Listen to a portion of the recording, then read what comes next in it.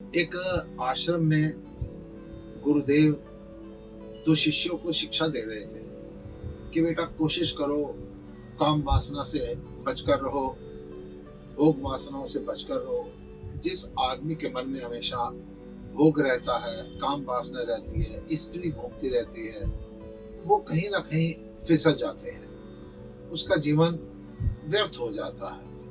हमको यही चाहिए, हम सन्यासी लोग हैं, भिक्षुक लोग हैं, ऐसे काम करें, इस प्रकार से हमारा दैनिकचर्या हो कि हम परमात्मा से जुड़े रहें और कोशिश करें भिक्षा मांगकर भी किसी ना किसी की सेवा हो जाए। इन चीजों को ध्यान रखा करो। बड़ी सहजता से स्वामी जी ने ये सारी बात कही और दोनों शिष्यों से कहा, जाओ भिक्षाटन के लिए जाओ, कुछ भिक्षा लेकर आओ। दोनों शिष्य भिक्षा लेने के लिए गए। रास्ते में चर्चा करते हुए जा रहे थे गुरु के शब्दों की। आगे एक छोटा सा बरसाती नाला आया, बारिशों के दिन थे, और जब ये पार करने लगे, एक भिक्षुक आगे था, एक बड़ी सुंदर सी लड़की, उसके पैर उस बरसाती नाले में डगमगा रहे थे। ऐसे लग रहा था कि बस वो अभी गिरी के गिरी। तो हुआ क्या, अब उस लड़की ने उस साधक से कहा कि मेरे को हेल्प कर दो, मैं गिर जाऊंगी, मैं बह न जाऊंगी। डरी हुई थी और ये तो उससे ज्यादा डरा हुआ था। नहीं नहीं नहीं नहीं नहीं नहीं, ये तो ऐसे कांप गया उस लड़की को देखकर जैसे वो लड़की नहीं, या तो सीधा कामदेव का अवतार है या कोई चुड़ैल है, राक्षस नहीं है। वो तो उसको देखकर कांप उठा, घबरा गया। उसके तो ऐसे लगा जैसे पसीने छूट रहे हैं। जल्दी जल्दी अपने आप को संभाला कि नहीं, मैंने इसको देखना नहीं है, काम वासना ना आ जाए, भोग ना आ जाए। अभी अभी गुरुदेव ने क्या कहा था। और वो जल्दी जल्दी भागकर बरसाती नाला पार कर गया।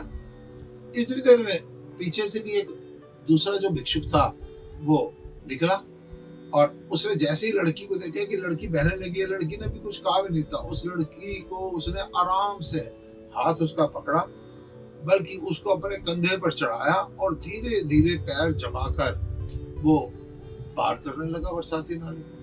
जो पहले वाला भिक्षुक था वो पार कर चुका था। अब जैसे उसने पीछे देखा कि दूसरा जो गुरु भाई है वो बड़ी सुंदर लड़की को, उसी लड़की को जिसने उसको हेल्प के लिए बोला था, मैंने मना कर दिया था, मैं तो भाग आया था गुरु की बात याद करके, और ये उसको कंधे पर उठा के आ रहा है। पहले तो गुस्सा आया, नाराजगी आई कि ये गुरु का विरोधी है। फिर मन में क्रोध आया कि दिल कर रहा है इसका सिर फाड़ दूं। फिर मन में ईर्ष्या भी आई कि कम से कम मैं ही इस लड़की को पार करवा देता। मन में जो भी अच्छे बुरे ख्याल आए, और वो इतनी देर में दूसरा भिक्षुक लड़की को लेकर पार उतर गया। आराम से उसने लड़की को बड़ी सहजता से नीचे उतारा।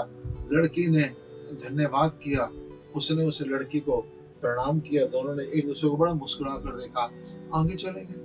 आगे चले गए। अब तो ये जो पहले वाला भिक्षुक है, मन में पीड़ा, मन में टेंशन, मन में चिड़चिड़ाहट, मन में ईर्ष्या भी आ रही है कि मैंने क्यों नहीं ये काम कर दिया था। मन में क्रोध भी आ रहा है, किसने विरोध किया। मन में ये भी क्रोध आ रहा है कि ये काम कर गया और मैं रह गया। और मन में ये भी पीड़ा है कि लड़की क्या सोचती होगी, मैं बेवकूफ और ये अच्छा है।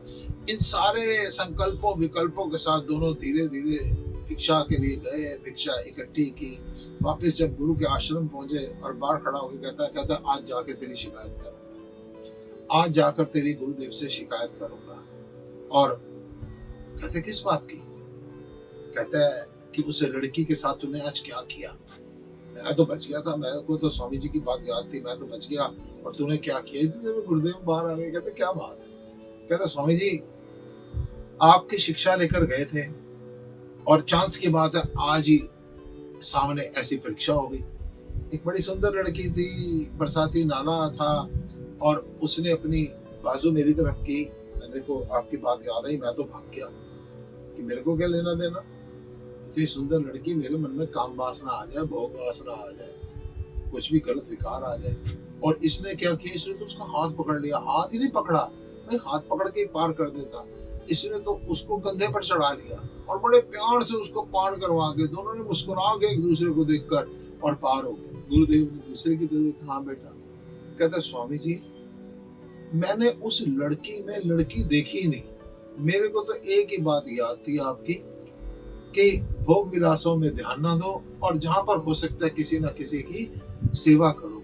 मैं तो उस लड़की को लड़की के भाव से देखा ही नहीं, और मेरे को तो याद भी नहीं थी, इसने अभी आगे याद करवाई है। मेरा तो ध्यान आपके चरणों में था, तो इसने अभी तक लड़की को उठा रखा है, मैं तो वहां पर छोड़ आया था। गुरुदेव मुस्कुराए, पहले वाले को कहा ये ठीक है, मैंने कहा था काम ना आए, भोग वासना ना आए, विकार मन में ना आए, बुरे विचार ना आए, लेकिन जिंदगी में सेवा करते रहना, भिक्षाटन करते रहना, यही सत्य का ज्ञान है। तो आपसे कहूंगा, जो लोग भक्ति मार्ग को ये सोचते हैं ना कि हम दुकान छोड़ दे, दुकान पर बैठकर बड़ी सहजता रख, बड़ी सरलता रख, तब आनंद है।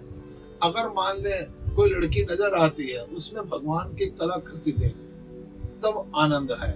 और अगर तुम भगोड़े बन रहे हो, नहीं नहीं लड़की से दूर रहना, औरत नरक का द्वार है, या हमने किसी को देखा कोई किसी को मार रहा है, पीट रहा है, और हम कह रहे हैं ना ना ना हमने गुस्सा नहीं करना, तो ये गुस्सा ना करना भी, ये किसी लड़की को लड़की के भाव से देखकर उसकी हेल्प ना करना भी, दुकान से सिर्फ इसलिए भाग जाना कि यहाँ पर झूठ बोलना पड़ता है, इन बातों से भाग जाना। अगर तुम इन विचारों से तुम भक्ति कर रहे हो तो तुम फेल हो, तुम भक्ति नहीं कर रहे हो, तुम भगोड़े हो।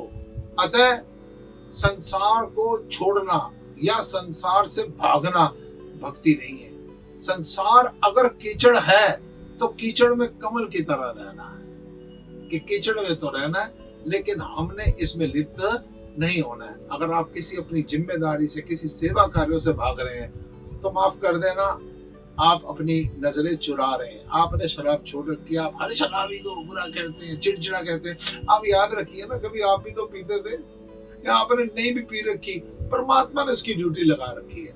आप उसको सहजता से मना करो। किसी की टेंशन को अपने गले मत बांधो, बेकार में भगोड़े मत बनो। संसार में ऐसे रहो जैसे मेरे को तो जिथे जिथे देखा तेरा नूर देखा। एक आदमी ने कर्म किया, दूसरा आदमी उसको मन के ऊपर बोझ बना लिया।